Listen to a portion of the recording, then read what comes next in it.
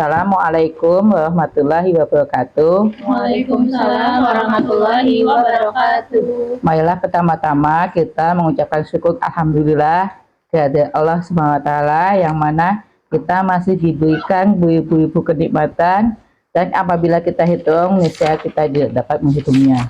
Yang kedua, marilah kita berselawat kepada Nabi Muhammad sallallahu alaihi wasallam. Mudah-mudahan di yaumul akhir kelak kita mendapat syafaat dari beliau. Amin ya rabbal alamin. Melanjuti kegiatan PMO kita beberapa waktu yang lalu ya, mengenai permasalahan yang akan kita selesaikan selama 6 bulan. Kita telah menentukan permasalahan kita, yaitu kita belum memiliki dokumen dan SOP tentang bullying, kekerasan seksual, dan narkoba, sehingga pada kesempatan kali ini kita ingin mencoba untuk menyusunnya.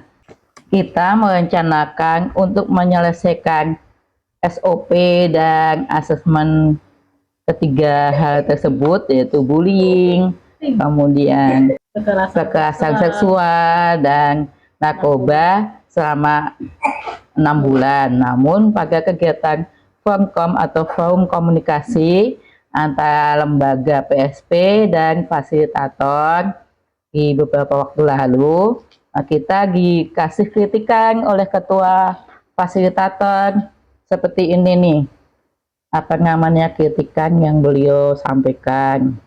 Sampaikan menyatakan bahwa anak-anak sudah terbiasa saling menghargai, saling menyayangi, begitu Bu ya. Artinya ya, bukan menjadi sebuah masalah pokok ya dari peserta didik ketika Ibu memilih topik tersebut. Betul begitu Bu Ratiwi? Ya Pak. Karena kan mungkin kami memang di peserta didik kan permasalahannya mungkin menurut kami masih bisa terkendali ya Pak. Misalnya kayak satu anak. Kan kalau kita permasalahan itu harus yang semua ya. Maksudnya sebagian besar anak, tapi kalau 1-2 anak kan itu bukan menjadi sebuah masalah yang harus diangkat kalau menurut kami seperti itu Pak. Betul. Kemudian kalau saya bertanya lagi, apa sih urgensinya Ibu memilih topik tersebut selain dokumen? Karena menurut saya, pribadi saya, kalau untuk dokumen rasanya dikerjakan dalam tempo maksimal 1 bulan pun sepertinya sudah beres ya. Karena ada banyak contoh terkait dengan 3 hal tersebut. Nah, sementara topik-topik yang diangkat di PMO ini kan yang menjadi prioritas permasalahan yang terjadi di sekolah yang ingin segera diatasi ya permasalahan tersebut dalam tempo 6 bulan. Nah, ini mungkin jadi pertanyaan buat saya gitu, apa urgensinya sehingga Ibu memilih topik tersebut yang sifatnya hanya ketiadaan dokumen sehingga Ibu ingin menyusun dokumen tersebut dalam tempo 6 bulan. Nah, gimana Bu pendapat Ibu?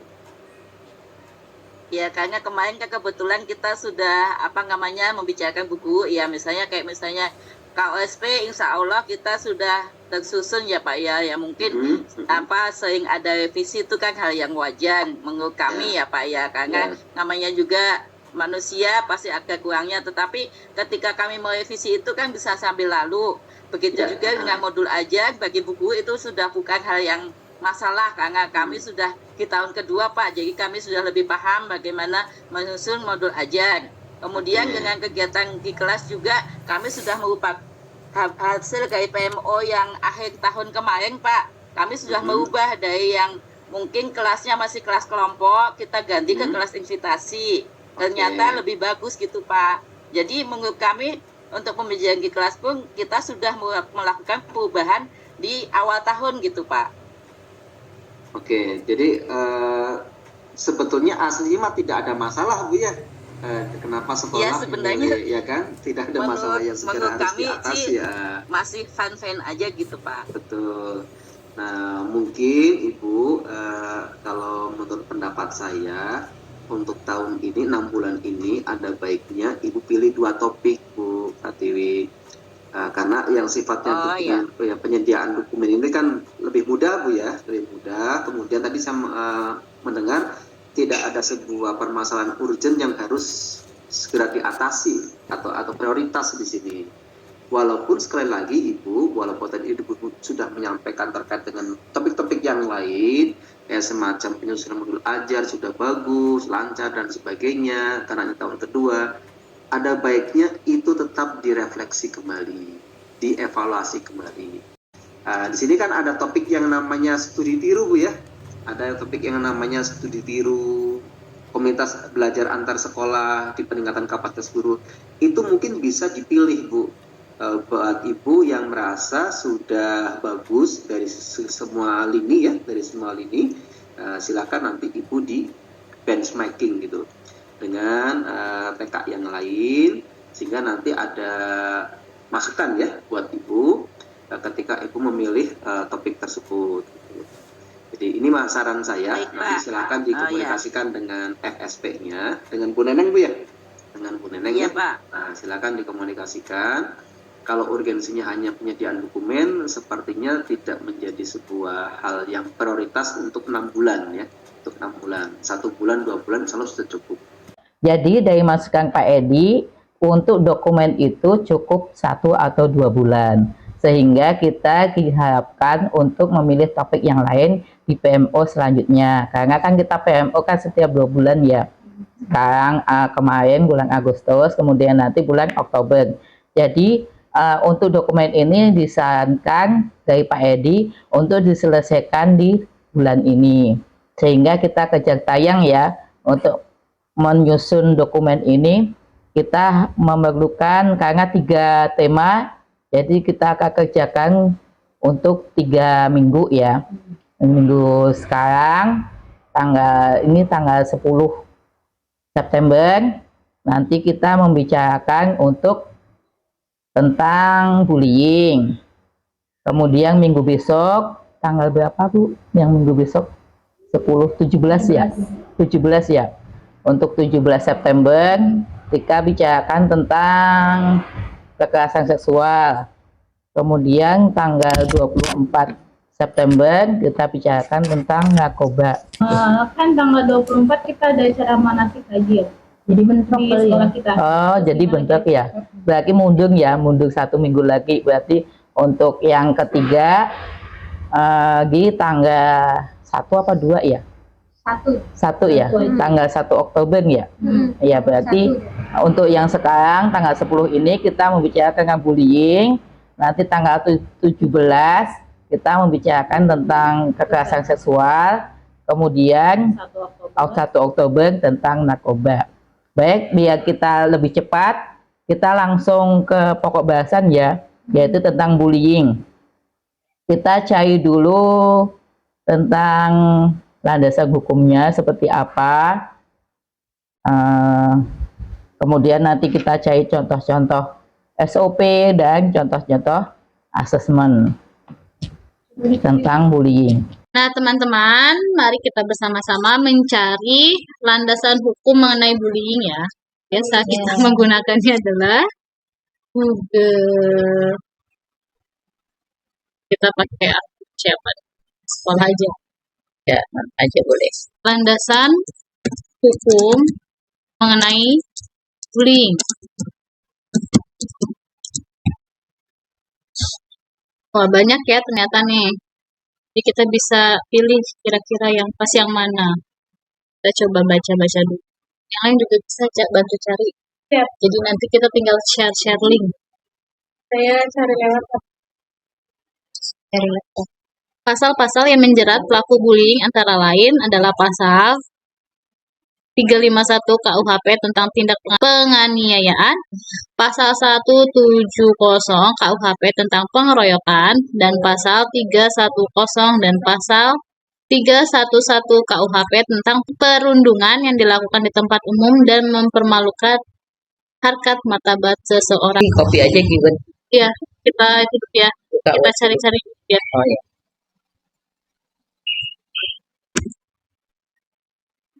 Coba kita cari sumber yang lain. Sama sih rata-rata pasalnya. Ya, sama ya. Kita ambil aja, Bu. Terus ternyata kalau pelaku bullying penjara paling lama 9. Tadi belum ada kata-kata penjara 9. Masih 2 kasus nih. Karena sering dibully sampai seorang siswa SD 11 tahun. Oh, tergantung ringan atau berat. Oh, ini udah ada jelas ininya nih. Apa namanya? Pidananya juga ada. Kalau tadi kan baru itunya doang.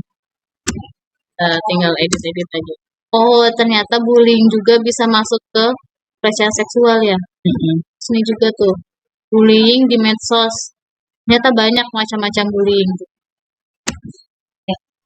Kalau di sini lebih ke 5 ya. Kriterianya ada 5. Oh, macam-macam bullying. Ya. Jadi lebih spesifik. Ini ada yang ringan, ada yang betul. Sudah ya. Begitu tuh yang macam-macam bullying itu. Ini juga batik kopi tuh, macam-macam Linknya. bullying. Oh, kirim aja linknya. Kirim aja linknya, karena kan yang kamu kayaknya.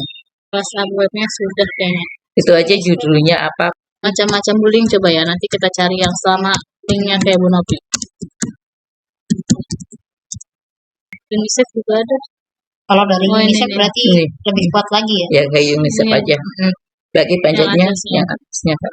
Itu Bu, nah ini nih, ini udah ada nih bullying. Ya itu di copy aja.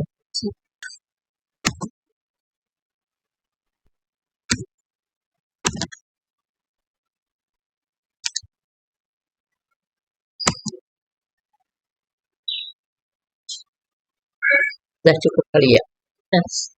Nah, sekarang kita coba cari contoh SOP ya. Tadi Bu Novi kayaknya udah ketemu ya.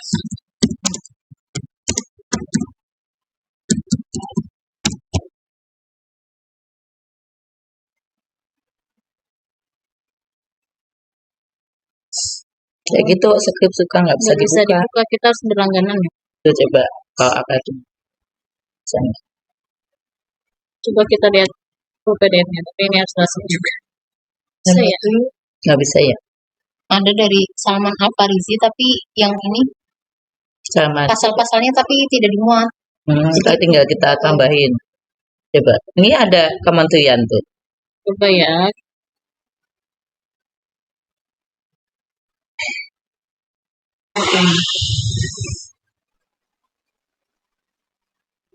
Ada kebijakannya. Tuh ada malah ini aja tuh tuh. Iya, ini Nah. lebih menarik tuh, benar tuh Itu pasalnya kebijakannya. juga Sudah ada semua. Iya.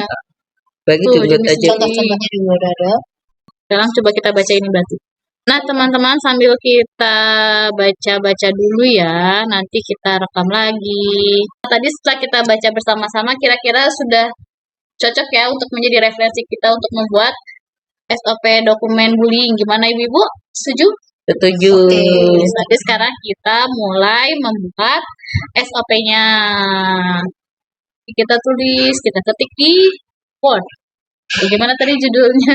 Lihat yang tadi Contoh ya. contoh judul tadi. Nah, yang ini loh. Cinta Ratu. Nih, Logo nih. ya logo. Tapi mah gampang, logo mah belakangan yang Yang penting penting kita isinya kata-kata dulu. ya. Mending tadi buka, jadi nggak gini. Enggak. Bener gak sih?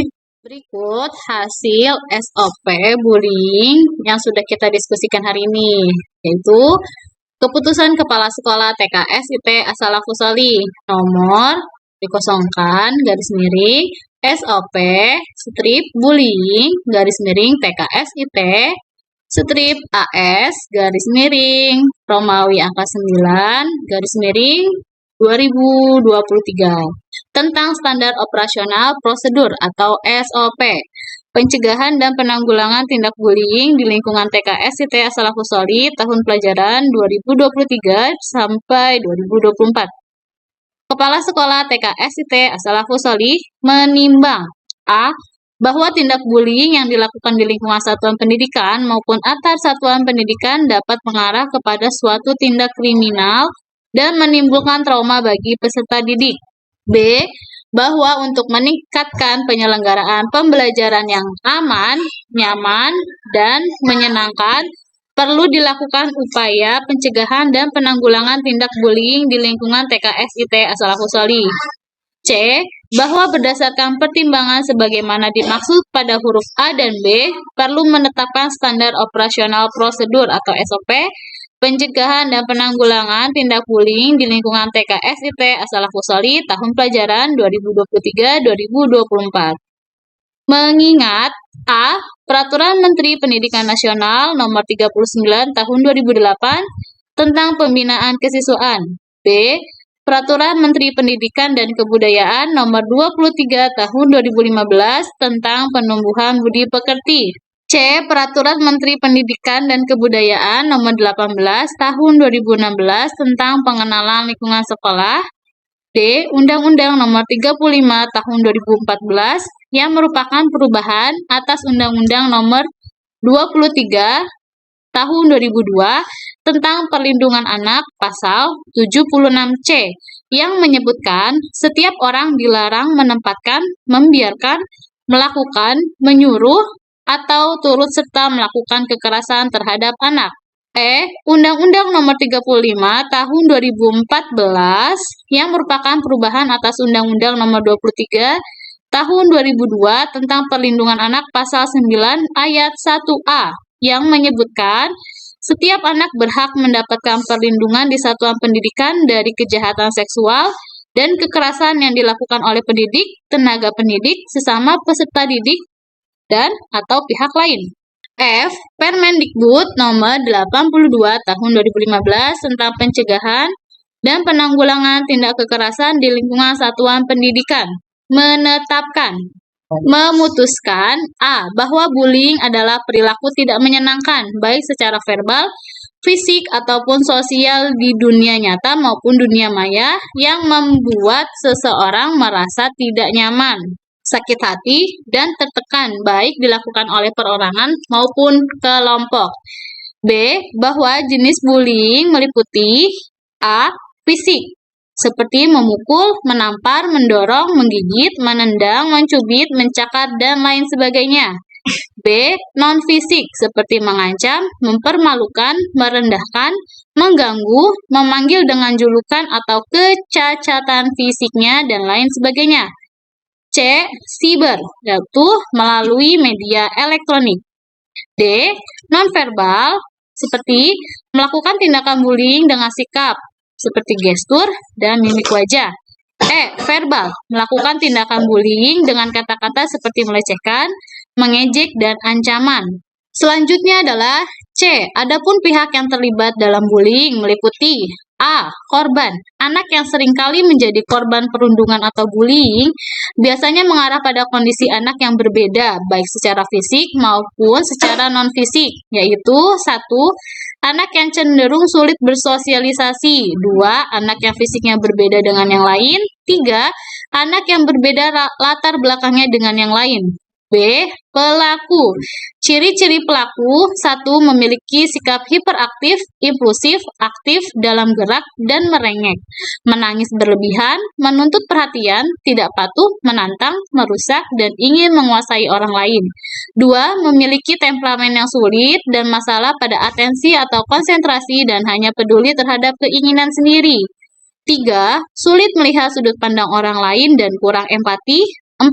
Adanya perasaan iri, benci, marah, dan biasanya menutupi rasa malu dan gelisah. 5. Memiliki pemikiran bahwa permusuhan adalah sesuatu yang positif. 6. Cenderung memiliki fisik yang lebih kuat, lebih dominan daripada teman sebayanya. C. Saksi, seseorang atau kelompok yang melihat atau menyaksikan terjadinya kasus perundungan atau bullying. D. Dampak bullying bagi korban, pelaku, dan saksi. A. Korban bullying sering mengalami 1. Kesakitan fisik dan psikologis. 2. Kepercayaan diri, self-esteem yang merosot. 3. Malu, trauma, merasa sendiri, dan serba salah. 4. Takut sekolah. 5. Korban mengasingkan diri dari sekolah. 6. Menderita ketakutan sosial. 7. Timbul keinginan untuk bunuh diri dan mengalami gangguan jiwa. B. Pelaku bullying seringkali mengalami 1. Pelaku perundungan atau bullying akan belajar bahwa tidak ada resiko apapun bagi mereka bila mereka melakukan kekerasan, agresi, maupun mengancam anak lain. 2. Ketika dewasa, pelaku memiliki potensi lebih besar untuk menjadi pelaku kriminal dan akan bermasalah dalam fungsi sosialnya. C. Saksi bullying sering mengalami 1. Mengalami perasaan yang tidak menyenangkan dan mengalami tekanan psikologis yang berat. 2. Merasa terancam dan ketakutan akan menjadi korban selanjutnya.